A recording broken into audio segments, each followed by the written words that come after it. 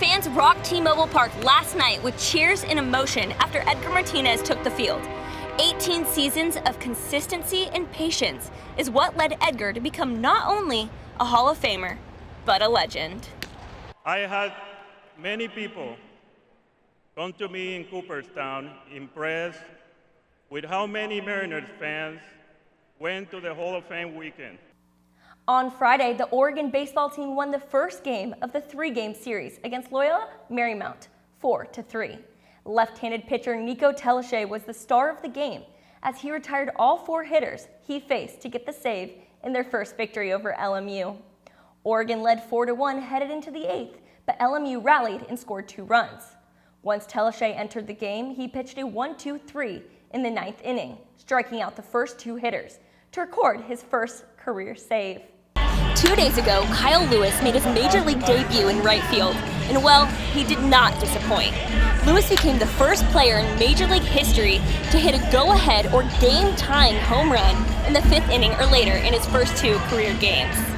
The Seattle Mariners won their 6th game in the last 7 last night against the Milwaukee Brewers. The team rallied early with 4 runs as a pair of doubles from Malik Smith and Domingo Santana, a triple from J.P. Crawford. Daniel Vogelbach capped the inning with a nice 2-run homer, which gave Seattle a 3-run lead. With a couple of throwing errors in the field from the Brewers, Seattle was able to add 2 more runs in the 4th, before adding another run in the 5th. Beyond the offense, the defense held its own, especially Marco Gonzalez, who had success even through the toughest of baseball lineups.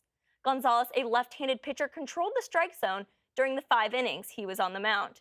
He struck out 4 and didn't walk anybody for the first time since May 28th.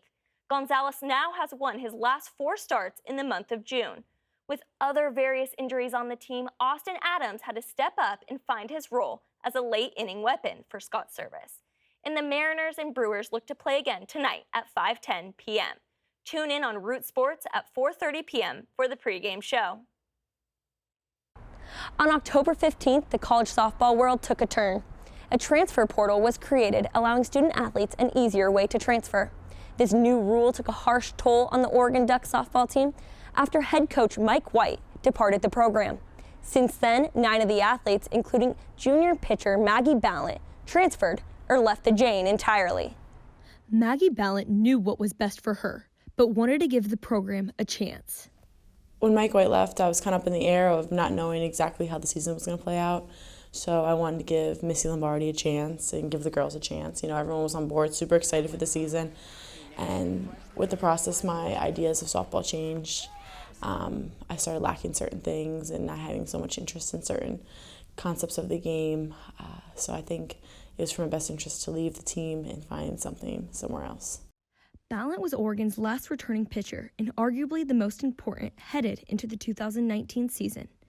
Ballant was expected to take over as Oregon's ace following the initial transfers. However, Ballant issued a statement on Twitter confirming she was leaving the once prominent program.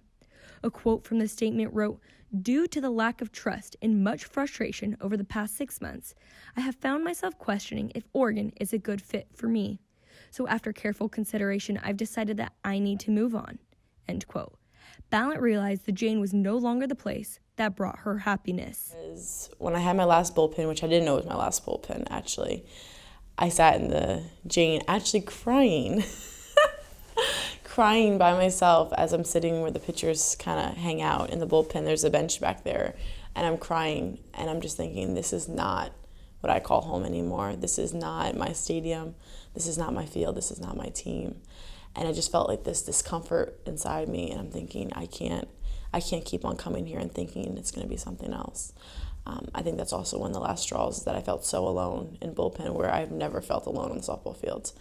And to look around and see all my friends have gone, all these elite athletes have left the program to go elsewhere, it just wasn't a fit for me. For Duck TV Sports, I'm Kylie Gelfand. Kurt Warren, Justin Dunn, Kyle Lewis, and Donnie Walton all got their big league calls yesterday. But Mariners' first-round pick in 2018, Logan Gilbert, is still awaiting his. The Mariners shut him down for the remainder of the Travelers' season in order to protect him from getting hurt. The Mariners will keep an eye out for the potential big leaguer.